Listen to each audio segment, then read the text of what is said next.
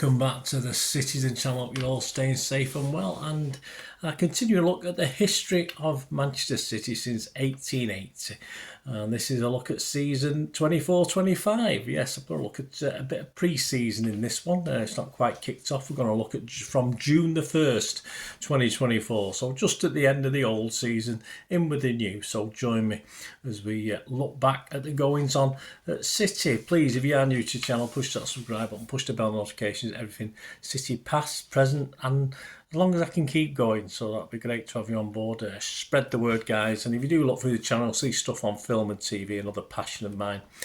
So if you have any interest in that, or you know someone who might be who's not interested in the football, perhaps give them a kick in my direction. Of course, all likes are much appreciated, and of course you can now join the channel just for 99p a month through YouTube, and you will get early access to all my City content. So of course a lot of the stuff doesn't appear for sometimes months that I do on the history side like this, so if you become a member, you'll get early access to it, plus other unique access and discounts when available as well. Your support is always appreciated, and we're always interested. Anyone wanting to try and sponsor the channel as well, just get in touch through this channel or through my various socials, or I'll give you a little list or show you a little list of those at the end of this vlog. Right, let's get on with this. We're going to talk June and July today in part 1. Part 2 will concentrate on the start of our US pre-season tour.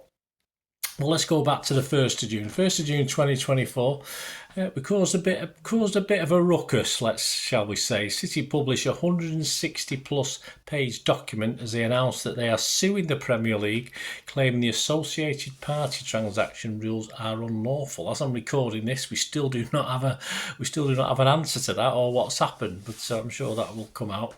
Or if you're watching this, you'll probably know. All hell breaks loose, of course, on the internet as it becomes full of lawyers as the 115 cheat claims ramp up a certain degree.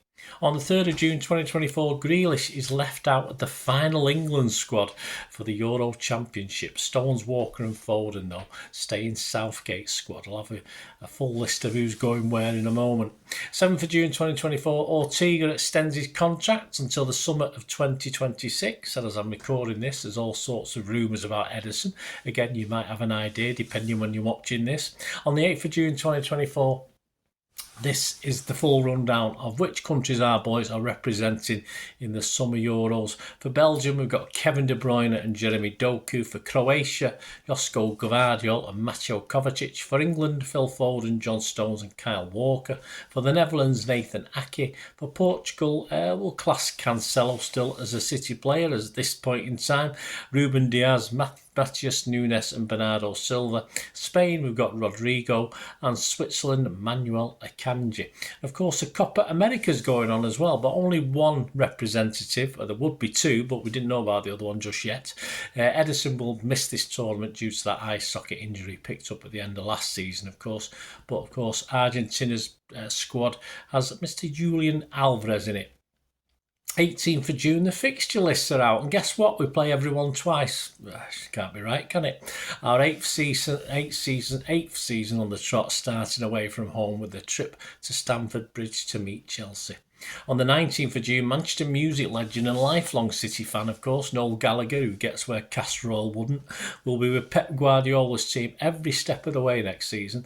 The iconic singer-songwriter, their words, has designed the font for the team's shirts that will be worn by the men's first team in every Champions League, FA Cup and Carabao Cup match in the 24-25 campaign. Taking a look at it, I'd stick to writing tunes, Noel. Into July, on the 1st of July, Taylor Harwood Bellis has completed a permanent move to Southampton.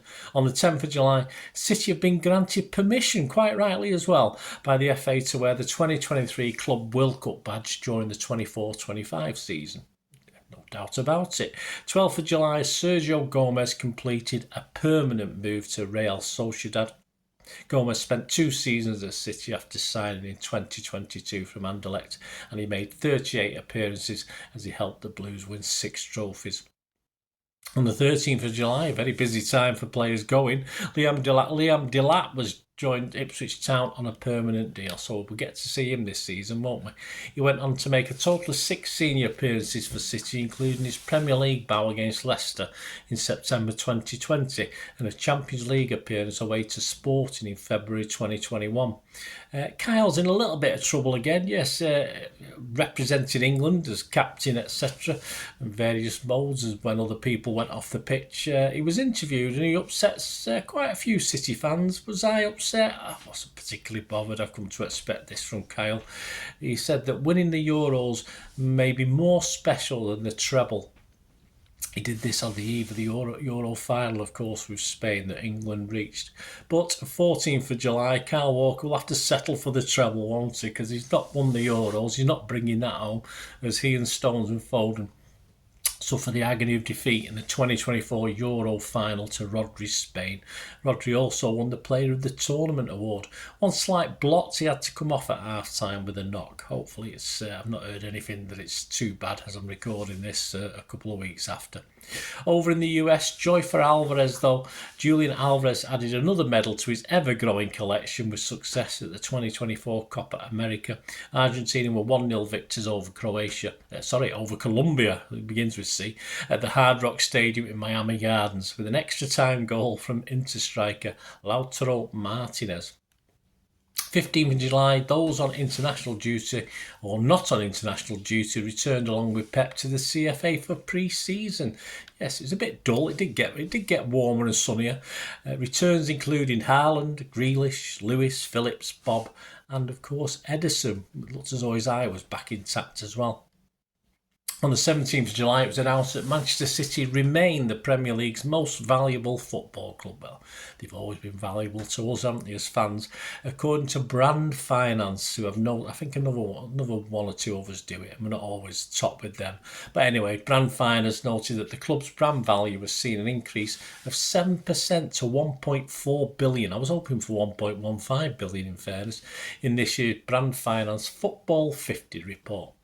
On the 18th of July, yes, at last, some movement on the player in front. Manchester City announced, not exactly a surprise signing though, Brazilian winger Savinho, or Savi for short, from Troyes on a 5-year deal until 2029. He's cost €5 million plus 15 million in add-ons. That was done through the fair market value scheme, of course, as he's coming within the CFG group, so other people have had to get involved with that valuation. Savinho had an outstanding campaign on loan to Girona last season as he helped the Spanish side qualify for the Champions League for the first time in their history. He scored 11 goals and contributed 10 assists as the Catalonia club finished third behind Real Madrid and Barcelona. They had a tremendous season, didn't they? He will wear the number 26 of Riyad Mahrez, a player he sort of looked up to growing up, or respects greatly anyway. Why not? He said, "I'm excited about the chance to work under Pep Guardiola." Still no news on any extension for him as I'm recording this. "One of the greatest coaches ever," he said, "and someone I know will help me improve even more. I had an amazing time in Spain and I'm looking forward to a new challenge of playing in the Premier League and alongside some of the best players in the world. I can't wait to meet the fans and my new teammates and hopefully be a part of bringing more success to City." Fingers crossed. Cheeky said, or added, "Savinho is a very exciting player and I think the City fans are really going to enjoy watching him. What he achieved last season at Girona was remarkable and he's already a full Brazil international. He has a big role to play for City this season and beyond. We are totally confident in his ability. He's still young and has the potential to become even better, and everyone knows that Pep is the best at helping players develop even further. But he has already shown his huge quality and technical ability and is an exciting addition to our attacking area." Savinho will be unveiled apparently to the fans at an event in Manchester on Sunday the 4th of August. Whether he's the only one to be unveiled, I have no idea at this point in time. We'll have to see, won't we? But he will not, of course, be on the US tour due to his taking part in the Copa America.